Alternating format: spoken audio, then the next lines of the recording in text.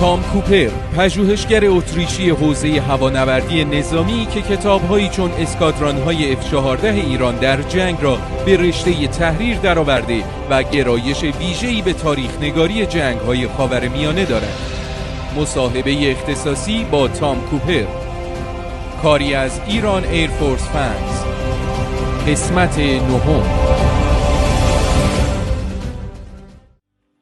What is your evaluation of the air power of the countries in the west of Asia?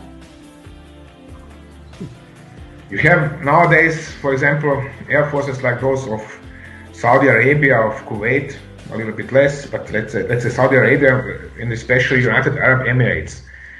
They are de facto repeating the exercise that Iran went through in the 1970s. They are developing very powerful air forces, equipped with most modern aircraft, most modern weaponry, and trained with, operated by people, whether pilots or ground personnel, who are trained at very high level, who have developed extremely high skills in operating this equipment.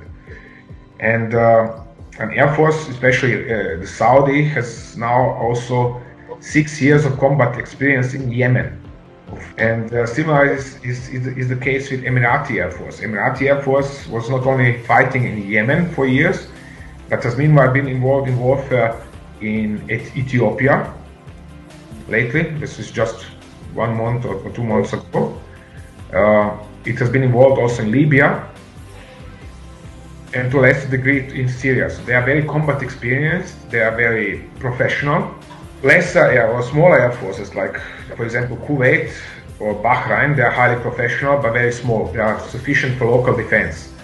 And Qatar, excuse me, this is where I have to laugh because Qatar has something like 15 pilots and 100 aircraft, which is pointless. Not half the Qatar Air Force, but almost the entire Qatar Air Force consists of US, British, French, I know even one pilot from Zimbabwe flying for Qatar Air Force. Yeah? So, because they don't have own personnel, that's as simple as that. So, but you still have this Emirati and Saudi Air Forces, which are highly professional, very well equipped. So, If you want to rank the air powers in the world, how do you rank the air powers in the world from 1 to 10?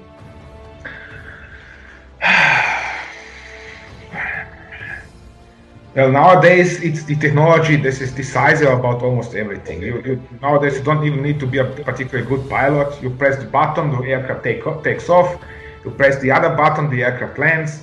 Or even you sit in your container in Nevada and steer your aircraft over Iraq. It is no big deal.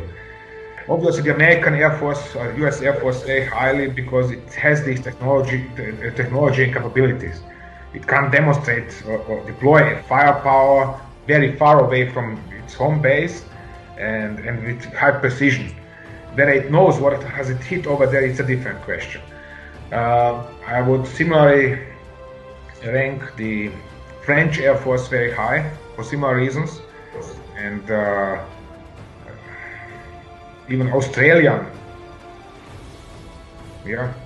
And then something like, I wouldn't go and say the Israeli Air Force is the best of the world because the Israeli Air Force is operating under very specific circumstances over a very limited area. They know what they're doing there, but they do not know anything else.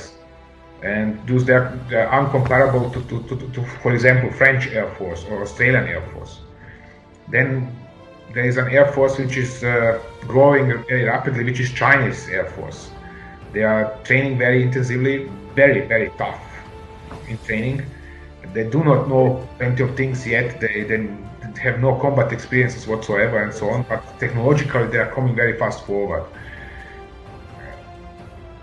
One can take probably then actually I would even rank it higher than the Chinese Air Force, the Emirati Air Force, which is very professional, very secretive, also especially because what is it doing? It was just a month ago, it was decisive for how is the war in Ethiopia going to destroyed. There are really accounts from Tigrayan people how the Emirati Air Force came in and destroyed all of their tanks and heavy vehicles, really just like swept them like with a brush or whatever, and were decisive for that war. There is, I would also rank, nobody's going to agree with me in this regard, but I would rank the Turkish Air Force very high. It is also very combat experienced. It might not be the most popular in the West or outside of Turkey, but it is a combat experienced, tough Air Force. It is much smaller than it used to be, but also well equipped and knowing what is it doing. And when you check a little bit, when you study the experiences from Syria in the last year, in February, March, and in reactions all the way up to Moscow, you can see that even Putin knows to fear this Turkish Air Force, at least for its UAVs, if not for its long range or standoff precision guided ammunition. So this would be something like my ranking. I said it is not easy to say because many of these air forces are operating just in their own areas and they don't have any kind of expeditionary experiences. And I think expeditionary operations are the peak of what you can achieve as an air force. This is why I'm ranking, for example, the United States, Arab Emirates, and so on quite high, and then the others rather low.